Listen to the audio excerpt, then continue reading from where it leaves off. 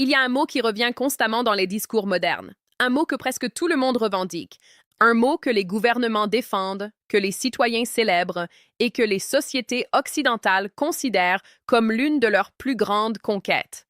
Ce mot, c'est la liberté.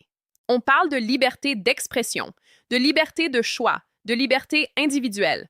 Dans les discours officiels, la liberté semble être au cœur de tout, mais lorsqu'on observe la vie quotidienne, une impression étrange apparaît. Chaque année, de nouvelles règles apparaissent, de nouveaux formulaires, de nouvelles autorisations nécessaires pour faire des choses qui, autrefois, semblaient simples.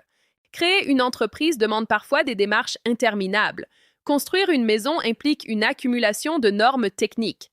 Et pourtant, le discours reste le même. Protéger la liberté. C'est là que le paradoxe commence à apparaître, car une question simple peut être posée. À partir de quel moment une société qui cherche à protéger la liberté commence, sans forcément le vouloir, à la limiter? Bien sûr, aucune société ne peut fonctionner sans règles. Les règles permettent d'éviter le chaos. Elles permettent de protéger les individus. Elles créent un cadre commun qui rend la coexistence possible. Mais il existe une différence subtile entre des règles qui structurent une société et des règles qui finissent par l'étouffer. Les citoyens commencent à ressentir une fatigue administrative, une impression que chaque projet devient plus compliqué qu'il ne devrait l'être. Avant même de commencer quelque chose, il faut vérifier si cela est autorisé. Et petit à petit, une culture du doute s'installe. Les individus ne se demandent plus seulement « est-ce que c'est une bonne idée ?» Ils se demandent aussi « est-ce que j'ai le droit de le faire ?» L'initiative devient plus rare. Les règles sont presque toujours créées avec de bonnes intentions. On veut éviter un abus, corriger un problème. Mais chaque problème entraîne une nouvelle règle.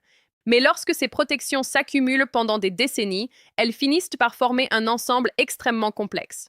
À tel point que même les spécialistes ont parfois du mal à comprendre. Les citoyens ordinaires doivent naviguer dans un système qu'ils ne maîtrisent pas. Et souvent, ils dépendent d'intermédiaires pour comprendre. Avocats, experts. Comme si la liberté moderne nécessitait parfois une traduction. Il existe aussi des règles sociales, des attentes invisibles qui orientent les comportements. Dans certaines discussions, certaines opinions deviennent difficiles à exprimer. Une régulation informelle s'installe. La liberté implique une responsabilité. Or, certaines sociétés modernes cherchent de plus en plus à réduire les risques. Chaque accident suscite une question. Comment éviter que cela se reproduise? La réponse passe par de nouvelles règles, de nouvelles précautions. Peu à peu, une culture de la sécurité absolue se développe. Mais la sécurité totale a un prix, car une société totalement sécurisée est aussi une société très contrôlée. Comment trouver l'équilibre? Comment protéger les individus sans étouffer leur autonomie? Il n'existe probablement pas de réponse simple. Chaque société doit constamment ajuster cet équilibre. La vraie question est peut-être celle-ci.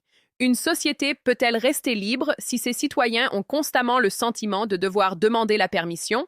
La liberté se mesure aussi à la simplicité de l'action. Car une société vraiment libre est une société où cette liberté se ressent naturellement dans la vie quotidienne.